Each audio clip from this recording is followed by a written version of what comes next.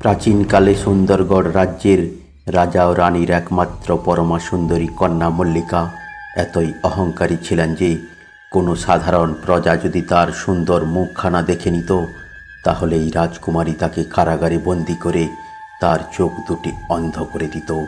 রাজকুমারী মল্লিকার অত্যাচার থেকে সাধারণ প্রজাকে রক্ষা করার জন্য সুন্দরগড় নগরের এক যুবক, যার নাম মহেন্দ্র, তিনি রাজকুমারীকে অপহরণ করে এমন শিক্ষা দেন যে এই রাজকুমারী সাধারণ প্রজাকে আর শাস্তি না দিয়ে প্রজাদরদি হয়ে ওঠেন এবং যুবক মহেন্দ্রকে বিবাহ করেন। এই যুবক মহেন্দ্র এখন সুন্দরগড় নগরের রাজা এবং মল্লিকা এখন রাজা মহেন্দ্রের রানী হয়ে ওঠেন এবং দুজনে সুখে দিন কাটাতে থাকেন। এই যুবক মহেন্দ্র এবং রাজকুমারী মল্লিকার সম্পূর্ণ কাহিনী জানতে রক্ষক পার্ট 1 ভিডিওটি এখনও যারা দেখেননি তারা দেখে নেবেন, কারণ এই ভিডিওটি সবার এত ভালোবাসা পেয়েছে যে ভিডিওটি 1 মিলিয়ন ভিউজ প্রাপ্ত করেছে। আজকের ভিডিওটি হলো রক্ষক 2। এই ভিডিওটিও আশা করি আপনাদের ভালো লাগবে। রাজা মহেন্দ্রের সুন্দরগড় রাজ্যের পার্শ্ববর্তী এক রাজ্য ছিল যার নাম কাঞ্চিপুরম। এই কাঞ্চিপুরম রাজ্যের কিছু দূরে এক শালবনী নামক গভীর অরণ্য ছিল। সেই অরণ্যে বাস করত এক ভয়ঙ্কর দৈত্য যার নাম দম্ভিকাসুর। আজকের কাহিনী হলো মহান রাজা মহেন্দ্র ও দৈত্য দম্ভিকাসুরের। দম্ভিকাসুর এমন এক দৈত্য ছিল যে যুবতী ও সুন্দরী মহিলাদের গুহায় নিয়ে গিয়ে তার সঙ্গে জোর করে সঙ্গম করত এবং যখন তার মন ভরে যেত তখন তার জীবন লীলা শেষ করে দিত। দম্ভিকাসুর যে নগরে যেত সেখানকার মানুষ ত্রাহি ত্রাহি বলে চিৎকার করতে থাকত। কোনো রাজা বা কোনো বড় যোদ্ধা এর সঙ্গে মোকাবেলা করতে পারত না, কারণ দৈত্য দম্ভিকাসুর দেবতাদের কাছে বর পেয়েছিল যে এই দৈত্যকে কেউ শক্তির দ্বারা মারতে পারবে না, একে একমাত্র বুদ্ধির দ্বারা মারা যাবে। কেউ যদি একে শক্তির দ্বারা মারার চেষ্টা করে তাহলে সে সঙ্গে সঙ্গে পাথরে পরিণত হয়ে যাবে। দম্ভিকাসুরের মৃত্যুর রহস্য লুকিয়েছিল তার 7 প্রশ্নের মধ্যে, কিন্তু তার সঙ্গে যুদ্ধ করতে যাওয়া কোনো রাজা বা শূরবীর এই রহস্য জানতেন না। যখন কোনো রাজা বা শূরবীর এই দৈত্যের পাপ কার্য আর সহ্য করতে পারতেন না তখন সেই রাজা রাগে ক্রোধে গর্জন করতে করতে এই দৈত্যের উপর আক্রমণ করে দিত, কিন্তু দেবতাদের বর লাভের কারণে সেই রাজা বা শূরবীর যোদ্ধা পাথরে পরিণত হয়ে যেতেন। রাজা মহেন্দ্রের সুন্দরগড় নগরে এক ধনী ব্যবসায়ী বসবাস করতেন।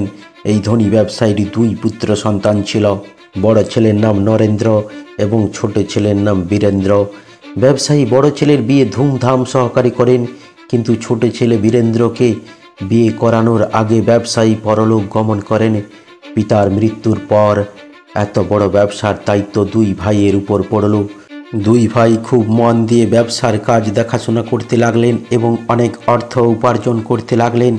2 ভাই যখন কাজকর্ম সেরে সন্ধ্যার সময় বাড়ি ফিরে আসেন তখন বাড়ির উঠোনে দরজার সামনে দাঁড়িয়ে থাকা নরেন্দ্রের পত্নী ডান হাতে নিজের স্বামীকে জলের পাত্র দিতেন এবং বাম হাতে বীরেন্দ্রকে জলের পাত্র দিতেন। একদিন বীরেন্দ্র ভাবলেন, বৌদি আমাকে প্রতিদিন বাম হাতে পানীয় জল দেন, আজ আমি বৌদির ডান হাতে জল পান করব। সন্ধ্যা হতেই যখন 2 ভাই বাড়িতে পৌঁছলেন তখন বীরেন্দ্র নিজের বৌদির ডান হাত থেকে পানীয় জল নেওয়ার জন্য দাদা নরেন্দ্রের জায়গায় দাঁড়িয়ে পড়লেন। বড় ভাই নরেন্দ্র তখন বীরেন্দ্রের জায়গায় দাঁড়িয়ে গেলেন। বীরেন্দ্রের বৌদি যখন জল দেওয়ার জন্য এলেন তখন তিনি এক হাতকে অপর হাতের উপর রেখে ডান হাতের জলের পাত্র নিজের স্বামী নরেন্দ্রকে দিয়ে দিলেন, বাম হাতে ধরে রাখা জলের পাত্র বীরেন্দ্রকে দিলেন। এই দৃশ্য দেখে বীরেন্দ্র বললেন, বৌদি আজ আমি দাদার জায়গায় দাঁড়িয়ে আপনার ডান হাতের দেওয়া জলপান করতে চাইছিলাম, তবুও তুমি নিজের হাত বদল করে সেই বাম হাতে আমাকে জল দিলে। বৌদি তুমি এরকম কেন করলে? আমাকে ডান হাতে ধরে রাখা জলের পাত্র তো দিতে পারতে। বীরেন্দ্রের মুখে এই কথা শুনে বৌদি উত্তর দিলেন, যদি তুমি ডান হাতের দেওয়া জল পান করতে চাও তাহলে তুমি ডান হাতে জল পান করানোর জন্য কাউকে নিয়ে এসো। বৌদির মুখে এই কথা শুনেই বীরেন্দ্র মনে মনে কষ্ট পেলেন এবং বৌদিকে সেই জলের পাত্র দিয়ে বললেন, বৌদি তোমার দেওয়া জলের পাত্র রাখো, আর আমি এক্ষুনি বাড়ি থেকে বেরিয়ে যাচ্ছি। আমি যেদিন বাড়িতে ফিরব সেদিন ডান হাতে জল খাওয়ানোর জন্য কাউকে নিয়ে আসব, তার আগে নয়। এই কথা বলে বীরেন্দ্র খুব দ্রুতই বাড়ি থেকে বেরিয়ে গেলেন। এই দৃশ্য দেখে বড় ভাই নরেন্দ্র বীরেন্দ্রকে বাড়ি ছেড়ে না যাওয়ার জন্য অনেক করে বোঝালেন। ছোট ভাই বীরেন্দ্র এত জেদি ছিলেন যে বীরেন্দ্রের জেদের কাছে নরেন্দ্রও তাকে আটকাতে পারল না। যখন নরেন্দ্র অনেক করে বলল, তখন বীরেন্দ্র বলল, দাদা, আমি যতদিন পর্যন্ত আমার যোগ্য পত্নীর সন্ধান না পাচ্ছি ততদিন বাড়িতে ফিরব না। বীরেন্দ্র বাড়ি ছেড়ে অজানার উদ্দেশ্যে পাড়ি দিলেন। চলতে চলতে তিনি কাঞ্চীপুরম নামক এক রাজ্যে পৌঁছালেন। কাঞ্চীপুরের রাজা চন্দ্রসেন এক মহাধার্মিক রাজা ছিলেন। তার প্রজা পালনের গুণে রাজ্যের সমস্ত প্রজা সুখ শান্তি ও সমৃদ্ধিতে বাস করছিলেন। তবুও রাজা চন্দ্রসেন সর্বদা দুঃখী থাকতেন। রাজার দুঃখের মূল কারণ ছিল তার নবযৌবন সম্পন্না সুন্দরী কন্যা চন্দ্রকলার স্বাস্থ্য। কারণ চন্দ্রকলা এক অজানা রোগে ভুগছিলেন। সেই কারণে রাজকুমারী সর্বদা অচৈতন্য অবস্থায় থাকতেন। রাজা অনেক বৈদ্য ও হাকিমকে সর্বদা রাজকুমারীর চিকিৎসার জন্য নিযুক্ত করেছিলেন, কিন্তু তাদের মধ্যে কোনো বৈদ্য ও হাকিম রাজকুমারীর রোগের প্রতিকার করতে পারলেন না। রোগ ঠিক করা তো দূর, তারা রাজকুমারী চন্দ্রকলার কী রোগ হয়েছে তাও ধরতে পারলেন না। রাজা সর্বদা দুঃখ পেতেন যে তাঁর এই কন্যার কী হবে, তার কন্যা কি কোনোদিন সুস্থ হয়ে উঠবে। বৈদ্য হাকিম যাগ যজ্ঞ পূজাপাঠ প্রভৃতির দ্বারাও যখন রাজকুমারীর রোগ দূরীভূত হলো না, তখন রাজা রাজ্যে ঘোষণা করলেন যে যে ব্যক্তি আমার কন্যাকে ঠিক করতে পারবে তার সঙ্গে আমি আমার চন্দ্রকলার বিয়ে দেব এবং সেই ব্যক্তিকে আমি আমার অর্ধেক রাজ্যও দান করব। বীরেন্দ্র যখন কাঞ্চীপুর রাজ্যের রাজধানীতে পৌঁছলেন, তখন চারিদিকে শুধু রাজকুমারীর কথা চর্চা হচ্ছে। রাজ্যের যে কোনো মানুষ রাজকুমারীর রোগ ও রাজার ঘোষণার কথা আলোচনা করছে। বীরেন্দ্র যখন রাজ্যের এক ব্যক্তিকে এই ব্যাপারে জিজ্ঞাসা করলেন, তখন সেই ব্যক্তি রাজকুমারীর অজানা রোগ থেকে রাজার ঘোষণার কথা বিস্তারিতভাবে বীরেন্দ্রকে বললেন। সমস্ত কথা শুনে সেখানে কিছুক্ষণ স্থিরভাবে দাঁড়িয়ে বীরেন্দ্র কিছু চিন্তা ভাবনা করে রাজমহলের দিকে চলতে থাকলেন। এক জীবন্ত সাপ রাজকুমারীর পেটে থাকত। সাপ রাজকুমারীকে নিজের বশে করে নিয়েছিল। যখন গভীর রাত্রি উপস্থিত হতো, যখন সবাই গভীর নিদ্রায় আচ্ছন্ন থাকত, সেই সর্প তখন রাজকুমারীর পেট থেকে বাইরে বেরিয়ে জঙ্গলের দিকে চলে যেত এবং সকাল হওয়ার আগে আবার রাজকুমারীর কক্ষে ফিরে এসে রাজকুমারীর পেটের ভিতর চলে যেত। রাজকুমারী এই ব্যাপারে কিছুই জানতেন না যে তার পেটে এক সাপ বাসা বেঁধেছে। এই রাজকুমারী অজান্তেই এই নাগের গোলাম হয়ে গেছিলেন। এই কথা কেউ জানতো না যে এই রাজকুমারীর পেটের ভেতর এক 5 ফুটের সাপ থাকতো। সবাই ভাবতো রাজকুমারীকে কি এমন রোগ গ্রাস করলো যে রোগ কেউ ধরতে পারছে না, যার কারণে রাজকুমারী সর্বদা অচৈতন্য হয়ে শুয়ে থাকতেন। রাজকুমারী চন্দ্রকলার পেটে যে সাপ বাসা বেঁধেছে, বড় বড় বৈদ্য হাকিম এই সাপের ব্যাপারে কিছুই জানতো না। যখন বীরেন্দ্র রাজমহলের অভ্যন্তরে গেলেন, তখন দেখলেন অনেক বৈদ্য হাকিম রাজকুমারীর চিকিৎসায় ব্যস্ত আছেন। এক কোণে দাঁড়িয়ে বীরেন্দ্র চুপচাপ এই সমস্ত দৃশ্য দেখতে লাগলেন। সন্ধ্যা উপস্থিত হতেই সমস্ত বৈদ্য ও হাকিম রাজকুমারীকে প্রয়োজনীয় ঔষধপত্র খাইয়ে যে যার আশ্রয়ে চলে গেলেন। তখন বীরেন্দ্র রাজার মন্ত্রীদের কাছে গেলেন এবং বললেন, মন্ত্রী মহোদয়, সবাই এই রাজকুমারীকে সুস্থ করার জন্য অনেক চেষ্টা করেছেন, কিন্তু রাজকুমারী এখনও অচৈতন্য হয়ে শুয়ে আছেন। আমাকে একবার সুযোগ দেওয়া হোক। বীরেন্দ্রের কথা শুনে মন্ত্রী তাকে সাথে করে রাজার কাছে নিয়ে গেলেন এবং বীরেন্দ্রের প্রস্তাব রাজার কাছে রাখলেন। ডাক্তার, বৈদ্য, হাকিম কেউ যখন রাজকুমারীকে সুস্থ করতে পারছেন না, তখন নিরাশ হয়ে পড়া রাজা বীরেন্দ্র এর দিকে দেখলেন এবং দুঃখী মনে বললেন, তুমি আমাকে বলো যে আমার কন্যার চিকিৎসা তুমি কিভাবে করবে। বীরেন্দ্র রাজাকে প্রণাম করে বললেন, মহারাজ, আমাকে মাত্র একটি রাত্রি আপনার কন্যার সাথে থাকার অনুমতি দিন, তাহলে আমি কোনো এক সিদ্ধান্তে পৌঁছাতে পারবো। আমি একান্তে রাজকুমারীর সঙ্গে থাকতে চাই, তাহলে আমি মনোযোগ সহকারে রাজকুমারীর রোগের ব্যাপারে জানতে পারবো। বীরেন্দ্র এর আত্মবিশ্বাস ভরা কথা শুনে রাজার মনে আশা জাগলো। তিনি বীরেন্দ্রকে রাজকুমারীর সঙ্গে একান্তে থাকার অনুমতি দিয়ে দিলেন। রাজার অনুমতি পেয়ে বীরেন্দ্র রাজকুমারীর কক্ষে গেলেন এবং কক্ষের এক কোণে লুকিয়ে চুপচাপ রাজকুমারীকে দেখতে লাগলেন। যখন রাত 12টা বাজে, মৃতের মতো পড়ে থাকা রাজকুমারীর মুখ দিয়ে একটা সাপ বেরিয়ে এলো এবং মহল থেকে বেরিয়ে এক জঙ্গলের দিকে চলে গেল। এই দৃশ্য দেখে বীরেন্দ্র আশ্চর্যচকিত হয়ে পড়লেন এবং চুপচাপ দাঁড়িয়ে থাকলেন। যখন রাত্রির শেষ প্রহর উপস্থিত, সেই সাপ কক্ষে ফিরে এলো এবং রাজকুমারী চন্দ্রকলার মুখ দিয়ে রাজকুমারীর শরীরে প্রবেশ করল। বীরেন্দ্র এই সমস্ত ঘটনা দেখে বুঝতে পারলেন এই রাজকুমারীর সমস্ত রোগের মূল কারণ এই সাপ। যখন সকাল হলো তখন রাজা চন্দ্রসেন অনেক আশা নিয়ে মন্ত্রীদের সঙ্গে নিয়ে রাজকুমারী চন্দ্রকলার কক্ষে পৌঁছালেন এবং বীরেন্দ্রকে বললেন, বলো নবযুবক, তুমি কি সিদ্ধান্তে পৌঁছালে? আমার কন্যা কি সেরে উঠবে? বীরেন্দ্র বললেন, রাজামশাই, রাজকুমারীর কী রোগ হয়েছে আমি তা নির্ণয় করে ফেলেছি। যদি পরমেশ্বর চান তাহলে আপনার মেয়ে ঠিক হয়ে যাবে। আমাকে আর একটি রাতের জন্য রাজকুমারীর কক্ষে থাকার অনুমতি দিন এবং সেই সঙ্গে একটি তরবারি এবং মাটিপূর্ণ একটি বালতির বন্দোবস্ত করে দিন। বীরেন্দ্রের কথা শুনে রাজামশাই কিছুটা স্বস্তি পেলেন। রাজামশাই মন্ত্রীদের নির্দেশ দিলেন, এই নবযুবক যা যা বলছে তোমরা এই সব কিছুর বন্দোবস্ত করে দাও। সবাই শুধু উপেক্ষা করছে সেই রাতের। সাপের কাছ থেকে রাজকুমারীকে মুক্ত করার জন্য বীরেন্দ্র অপেক্ষায় ছিল। পুরো প্রস্তুতির সঙ্গে হাতে ধারালো অস্ত্র নিয়ে বীরেন্দ্র রাজকুমারীর কক্ষে এক কোণে লুকিয়ে রাজকুমারীর দিকে লক্ষ্য রাখলেন।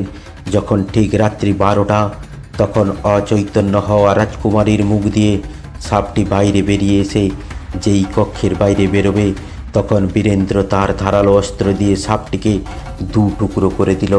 বীরেন্দ্র তখন সেই সাপের টুকরো দুটিকে তুলে বালতির মধ্যে রাখল এবং সকাল হওয়ার আগেই সেই বালতি সমেত সাপটিকে জঙ্গলে নিয়ে গিয়ে আগুনে পুড়িয়ে দিল এবং কক্ষে ফিরে এলো। তখন প্রায় সকাল হয়ে আসছে। রাজমহলে ফিরে এসে বীরেন্দ্র যখন রাজকুমারী চন্দ্রকলাকে ঘুম থেকে ডাকলেন, সর্বদা অচৈতন্য হয়ে শুয়ে থাকা রাজকুমারী শীঘ্রই ঘুম থেকে জেগে উঠলেন এবং বিছানায় বসলেন, কারণ এখন রাজকুমারী চন্দ্রকলার শরীরে আর সাপ নেই এবং তার প্রভাবও নেই। রাজকুমারী ঘুম থেকে উঠে অবাক হয়ে বসে থাকলেন এবং ভাবলেন তিনি যেন কত বৎসর ধরে ঘুমিয়েছিলেন। বীরেন্দ্র যখন রাজকুমারীকে তাঁর স্বাস্থ্যের ব্যাপারে জিজ্ঞাসা করলেন, তখন রাজকুমারী চন্দ্রকলা নিজেকে ঠিক বললেন। এদিকে সকাল হয়ে এসেছিল, এদিকে রাজা বীরসেন ও পুরো রাত্রি ঘুমোতে পারেননি। তিনি শুধু সকাল হওয়ার অপেক্ষায় ছিলেন। সকাল হতেই রাজা দৌড়াতে দৌড়াতে রাজকুমারীর কক্ষে এলেন। যখন তিনি নিজের কন্যাকে সুস্থ সবলভাবে বিছানার উপর বসে থাকতে দেখলেন, তখন রাজার আনন্দের সীমা রইল না। অশ্রু ভরা চোখে তিনি আদরের মেয়েকে জড়িয়ে ধরলেন এবং নবযুবক বীরেন্দ্রকে তিনি হাত জোড়ো করে ধন্যবাদ জানালেন এবং শর্ত অনুসারে রাজকুমারী চন্দ্রকলার বিবাহ তিনি বীরেন্দ্রের সঙ্গে দিয়ে দিলেন। রাজা বীরেন্দ্রকে অর্ধেক রাজ্য দিতে চাইলেন, কিন্তু বীরেন্দ্র রাজ্য নিতে চাইলেন না। এরকম স্বাভিমানী জামাই পেয়ে রাজা বীরসেন মনে মনে গর্ব অনুভব করলেন। রাজা খুশি মনে অনেক ধনসম্পদ সোনাদানা উপহার দিয়ে নিজের কন্যাকে বিদায় দিয়ে দিলেন।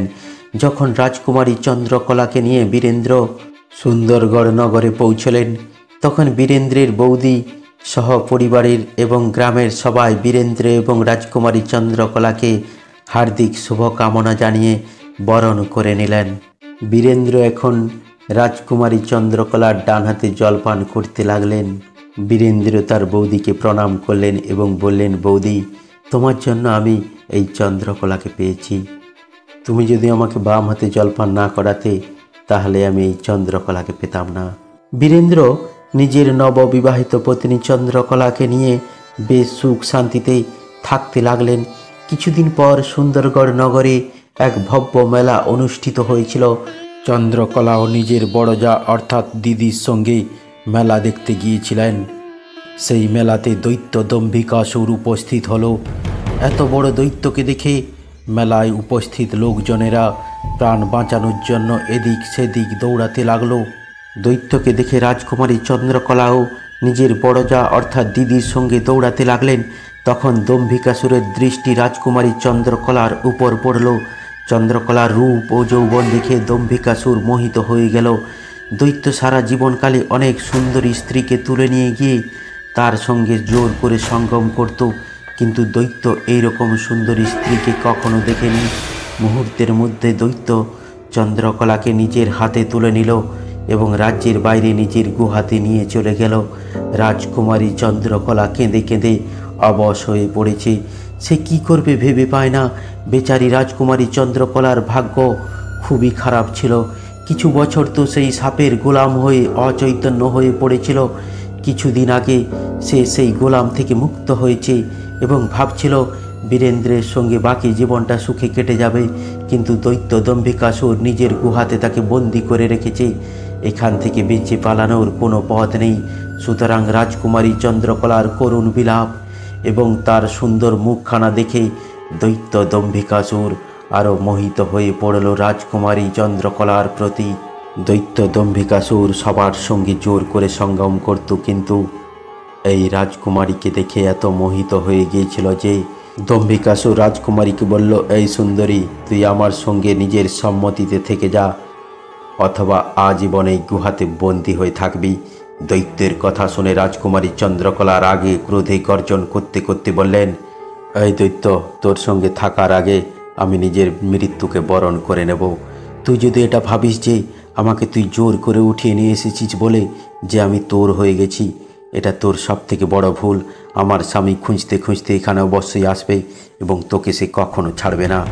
রাজকুমারীর কথা শুনে দম্ভিকাসুর ঘৃণ্য হাসি হেসে বলল, মনে হচ্ছে তুই পাগল হয়ে গেছিস। আমি তোকে 7 তালার ভেতরে বন্দি করে রেখেছি। এখানে কোনো মানুষের পক্ষে পৌঁছানো প্রায় অসম্ভব। ভুল করে কেউ যদি তোকে খুঁজতে খুঁজতে এখানে পৌঁছেও যায়, তাহলে আমি তাকে মাছিকে মারার মতো মেরে ফেলব। তোর ভাগ্য ভালো, তোর সুন্দর রূপ আমার মনকে গভীরভাবে আকৃষ্ট করেছে, না হলে এতক্ষণ পর্যন্ত তোকে জীবিত রাখতাম না। তুই স্বেচ্ছায় আমার কথা মেনে নে, তাহলে তোর ভালো হবে, না হলে এর পরিণাম খুব খারাপ হবে। এই কথা বলে দম্ভিকাসুর এই গুহা থেকে বেরিয়ে গেল।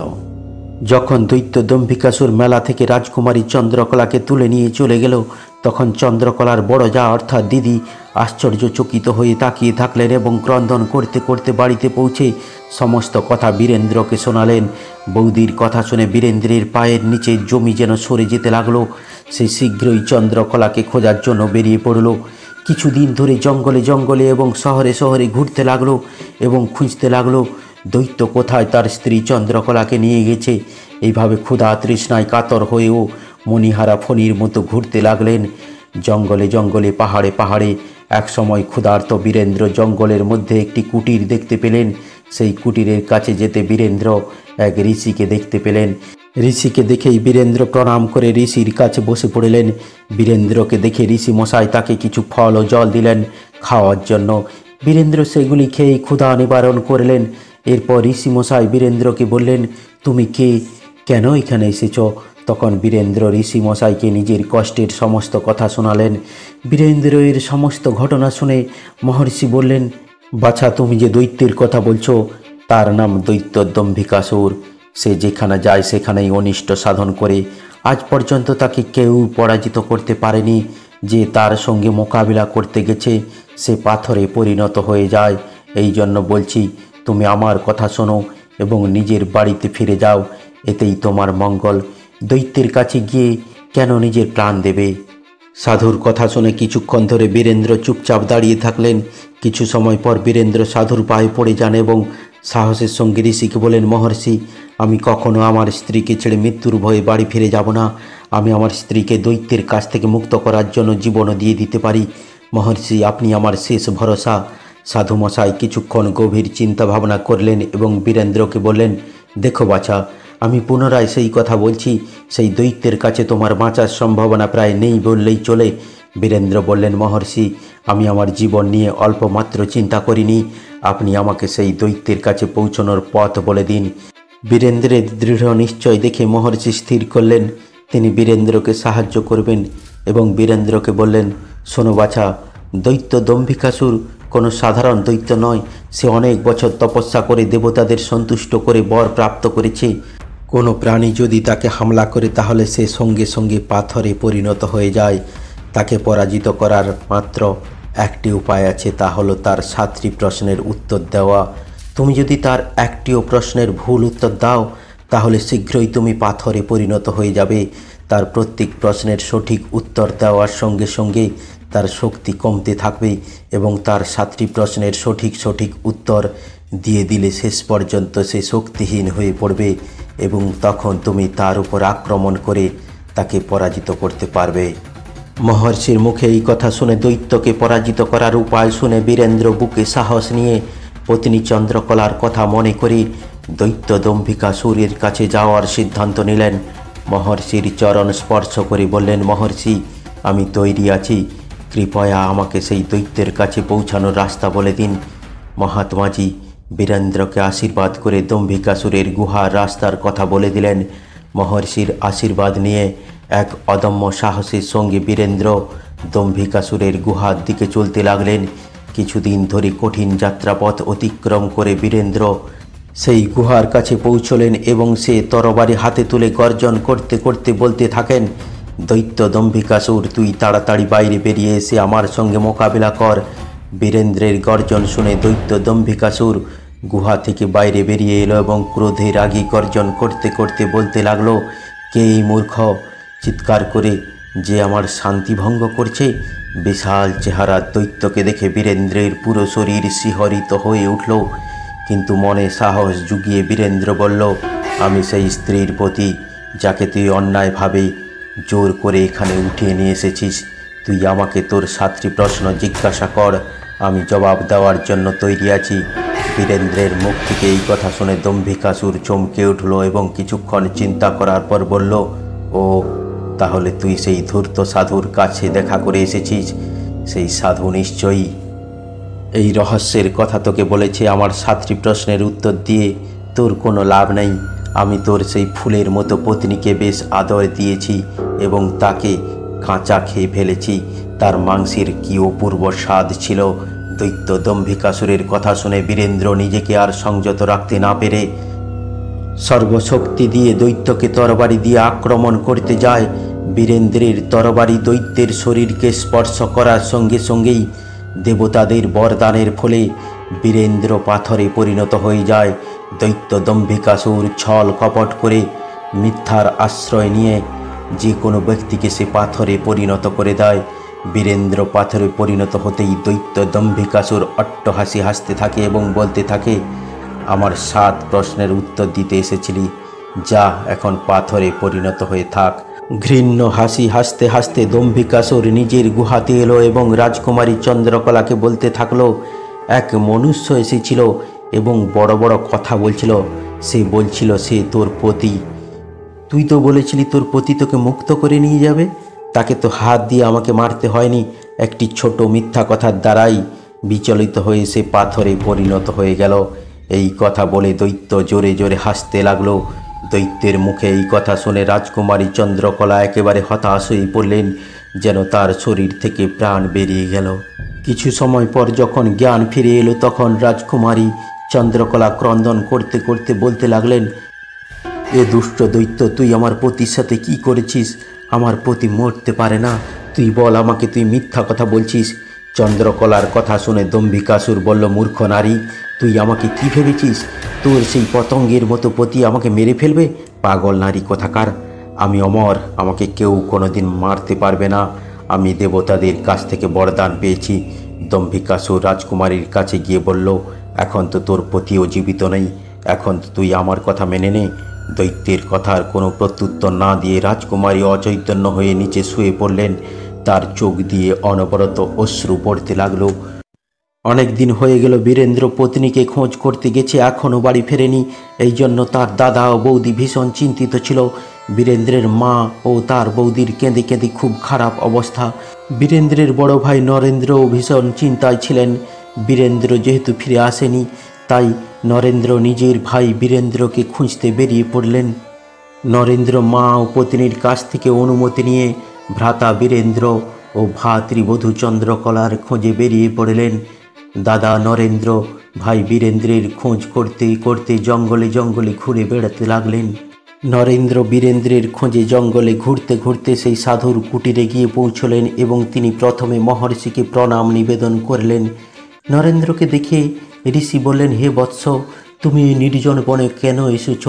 নরেন্দ্র তখন সমস্ত ঘটনা মহর্ষিকে বললেন। সমস্ত বৃত্তান্ত শুনে মহর্ষি চিন্তিত হয়ে পড়লেন। মহর্ষিকে চিন্তিত দেখে নরেন্দ্র বললেন, হে মহাত্মা, আপনি কি চিন্তা করছেন? মহাত্মা গম্ভীর স্বরে বললেন, হে বৎস, আমি তোমার ভাই বীরেন্দ্রকে জানি। সে তো আমার কাছে এসেছিল এবং আমাকে বলেছিল কিভাবে তার পত্নীকে সেই রাক্ষস মেলা থেকে তুলে এনেছিল। ঋষির কথা শুনে নরেন্দ্র একেবারে স্তব্ধ হয়ে গেলেন এবং বললেন, মহর্ষি, আমাকে বলুন আমার ভাই কোথায়, সে কি অবস্থায় আছে? কৃপা করে বলুন মহর্ষি, আমি আর ধৈর্য রাখতে পারছি না। বীরেন্দ্রের সাধুর কাছে আসা থেকে দৈত্য দম্ভিকাসুরের কাছে যাওয়া পর্যন্ত সমস্ত কথা মহর্ষি নরেন্দ্রকে বলতে লাগলেন। সমস্ত বৃত্তান্ত শুনে নরেন্দ্র বলতে লাগলেন, হে সাধু মহারাজ, আপনি তো সর্বজ্ঞানী। দৈত্য দম্ভিকাসুরের ব্যাপারে আপনি সব কিছু জানেন। তাহলে আপনি এও তো জানেন যে আমার ভাই বীরেন্দ্র এখান থেকে যাওয়ার পর সে এখন কীরকম অবস্থায় কোথায় আছে, তা কৃপাপূর্বক বলুন ঋষিমশাই। ঋষিমশাই তখন বললেন, আমি বীরেন্দ্রকে বারবার যেতে বারণ করেছিলাম এবং তাকে আমি দুষ্ট দানবের শক্তি সম্বন্ধেও অবগত করেছিলাম। সে আমার কথা শোনেনি। সে তার পত্নীকে বাঁচানোর জন্য দৈত্যের কাছে শক্তি প্রদর্শন করেছিল। সেই ধূর্ত দানব ছল কপটের দ্বারা তাকে পাথরে পরিণত করে দিয়েছে। এই কথা শুনে নরেন্দ্র খুবই মর্মাহত হয়ে পড়লেন। কিছুদিন আগে তার পিতা তাদের ছেড়ে চলে গেছেন, এখন আবার আদরের ভাই বীরেন্দ্রও পাথর হয়ে গেছে এবং তার ভ্রাতৃবধূকে দৈত্য বন্দি করে রেখেছে। মহর্ষি তাকে সান্ত্বনা দিয়ে বললেন, যা ভাগ্যে আছে তাই হবে। নরেন্দ্র তখন মহর্ষিকে বললেন, হে মহর্ষি, এই বিপদ থেকে উদ্ধার হওয়ার উপায় একমাত্র আপনিই জানেন। কি করলে আমার ভাই পুনরায় মানব রূপ ফিরে পাবে এবং আমি আমার ভ্রাতৃবধূকে কি করে মুক্ত করব? মহর্ষি বললেন, বৎস, তোমার ভাইকে ফিরে পাওয়ার কোনো রাস্তা নেই। আমি তো আগেই বলেছি, সেই দৈত্যের 7 প্রশ্নের উত্তর দেওয়াই এর একমাত্র উপায়। তাহলে তুমি তোমার ভ্রাতা এবং ভ্রাতৃবধূকে ফিরে পাবে। কোনো ব্যক্তি যখন তার 7 প্রশ্নের উত্তর ঠিকঠাক দিয়ে তাকে যুদ্ধে পরাজিত করে মৃত্যুদণ্ড দিতে পারবে, তখন শুধু তোমার ভ্রাতা বা ভ্রাতৃবধূ নয়, সেই দৈত্য যাদেরকে পাথর বানিয়ে রেখেছে তারাও মানব রূপ ফিরে পাবে। নরেন্দ্র তখন বললেন, হে মহাত্মা, আপনি তো সর্বশক্তিমান, আপনি সেই দৈত্যকে কেন শাস্তি দিচ্ছেন না? মহর্ষি তখন বললেন, বৎস, আমি সেই পাপী দৈত্যের সমস্ত প্রশ্নের উত্তর দিতে পারবো, কিন্তু আমিও নিয়মের দাস। আমি চাইলেও সেই সীমা অতিক্রম করতে পারবো না। এই কথা বলে মহর্ষি চুপ হয়ে গেলেন। নরেন্দ্র তখন বললেন, মহর্ষি, আমি তাহলে নিজেই যাব, আমি সেই দৈত্যের 7টি প্রশ্নের উত্তর দেব। নরেন্দ্রের কথা শুনে মহর্ষি বললেন, তুমিও তার কিছু করতে পারবে না। অতএব তুমি তোমার ভাইয়ের মতো তার ষড়যন্ত্রে পা দিয়ে পাথরে পরিণত হয়ে যাবে। তুমি যদি যাওয়ার জন্য মন থেকে নিশ্চিত করে ফেলেছ, তাহলে শোনো, সেই দুষ্ট ছলে বলে কৌশলে তোমাকে রাগানোর চেষ্টা করবে। তুমি তার উপর কোনো রকম শক্তি প্রয়োগ না করে তুমি শুধুমাত্র তোমার কথার ছলে তাকে 7টি প্রশ্ন করতে বাধ্য করাবে। মহর্ষির কথা শুনে নরেন্দ্র মহর্ষির কাছ থেকে বিদায় নিয়ে দম্ভিকাসুরের গুহার দিকে চলতে লাগলেন। কঠিন যাত্রার পর নরেন্দ্র সেই ভয়ানক গুহার কাছে পৌঁছে গেলেন এবং দৈত্য দম্ভিকাসুরের নাম ধরে বলতে থাকেন, দুষ্ট দানব, বাইরে বেরিয়ে আয়। আমি তোর সমস্ত প্রশ্নের উত্তর দিয়ে তোর বিনাশ আমি করব। নরেন্দ্রের কথা শুনে দৈত্য দম্ভিকাসুর রাগে ক্রোধে গর্জন করতে করতে গুহার ভিতর থেকে বেরিয়ে এসে চিৎকার করে বলতে লাগলো, কে মূর্খ আমার হাতে মরার জন্য এখানে এসেছে? দৈত্যের গর্জন এতই ভয়ঙ্কর ছিল যে পুরো বনই যেন কাঁপছিল।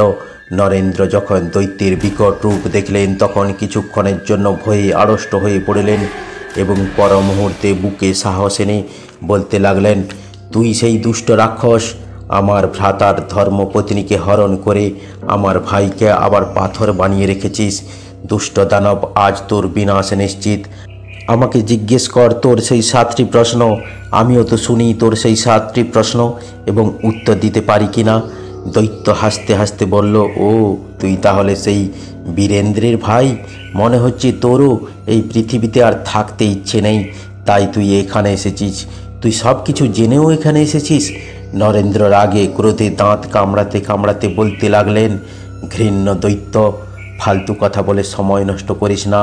তাড়াতাড়ি জিজ্ঞাসা কর তোর সেই 7টি প্রশ্ন। আমি তোকে এক্ষুনি যমলোকে পাঠিয়ে দেব।